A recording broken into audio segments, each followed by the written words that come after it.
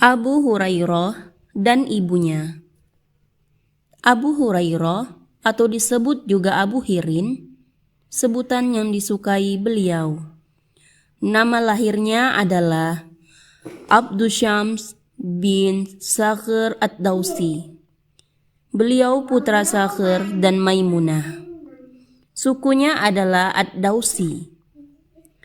Ibundanya dulu tak menyembah Allah Subhanahu wa ta'ala. Mungkin karena itulah sang putra diberi nama Abdusyams, hamba matahari. Tetapi setelah sang putra masuk Islam, Rasulullah SAW mengganti namanya. "Siapakah namamu?" tanya Rasulullah SAW ketika Abu Hurairah menemuinya. "Abdusyams." Mendengar nama itu, Rasulullah SAW terdiam sejenak. "Tidak, tetapi Abdurrahman, hamba yang maha pengasih." "Ya, benar, Abdurrahman ya Rasulullah SAW," jawabnya. Dengan begitu, namanya resmi menjadi Abdurrahman bin Sakhr ad-Dausi. Namun orang-orang suka memanggilnya Abu Hurairah sebab ketika kecil dia memelihara kucing kecil perempuan.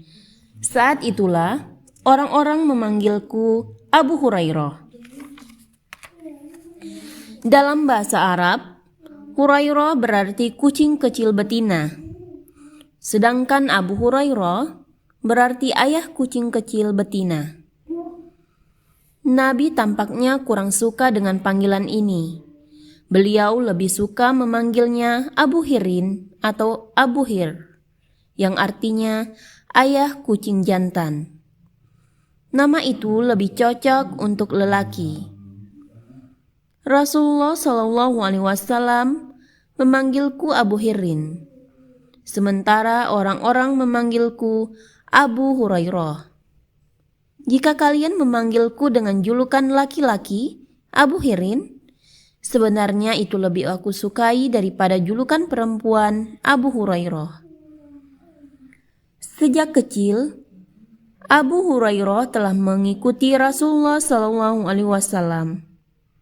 Ketika belum beristri, dia tinggal di Masjid Nabawi agar bisa lebih dekat dengan Nabi. Karenanya, dia disebut sebagai Ahlus Suffah, penghuni teras masjid.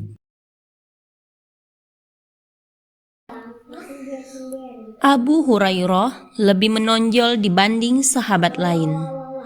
Hal itu karena dia mampu menghafal 5.374 hadis Nabi, sehingga dia menjadi perawi hadis terbanyak. Abu Hurairah juga sangat mencintai ibunya. Ketika sang ibu belum beriman, dengan sabar Abu Hurairah berusaha mengenalkan Islam kepadanya. "Aku mendakwahi ibuku agar masuk Islam. Suatu hari aku mengajaknya masuk Islam, tetapi dia malah berkata-kata yang tidak kusukai tentang Nabi. Aku pun menemui Rasulullah SAW sambil menangis. Aku mengadu, 'Wahai Rasulullah SAW, aku telah membujuk ibuku untuk masuk Islam, namun dia menolakku. Hari ini beliau berkomentar buruk tentang dirimu. Mohonlah kepada Allah Subhanahu wa ta'ala supaya memberi hidayah kepada ibuku.' Maka Rasulullah SAW bersabda, 'Ya Allah Subhanahu wa ta'ala, berilah petunjuk, berilah hidayah pada ibu Abu Hurairah.' Aku keluar dengan hati riang karena doa Nabi. Ketika aku pulang dan mendekati pintu, maka ternyata pintu terbuka. Ibuku mendengar langkah kakiku dan berkata, 'Tetap di situ, Abu Hurairah.' aku mendengar kucuran air. Rupanya ibuku mandi. Beliau kemudian mengenakan pakaian serta menutup wajahnya dan membuka pintu. Dia berkata, "Wahai Abu Hurairah, asyhadu an la ilaha illallah wa asyhadu anna Muhammadan abduhu wa rasuluh." Aku kembali ke tempat Rasulullah dengan menangis gembira. Aku berkata, "Wahai Rasulullah sallallahu alaihi wasallam, bergembiralah. Allah Subhanahu wa taala telah mengabulkan doamu dan memberi petunjuk kepada ibuku." Maka beliau memuji Allah Subhanahu wa taala dan menyanjungnya. Hadis riwayat Muslim. Tak hanya itu, Abu Hurairah memohon doa lagi kepada Rasulullah sallallahu alaihi wasallam. "Wahai Rasulullah sallallahu alaihi wasallam, mohonkanlah kepada Allah Subhanahu wa taala agar segenap kaum mukminin mencintai aku dan ibuku, serta menjadikan kami mencintai hamba-hambanya yang beriman."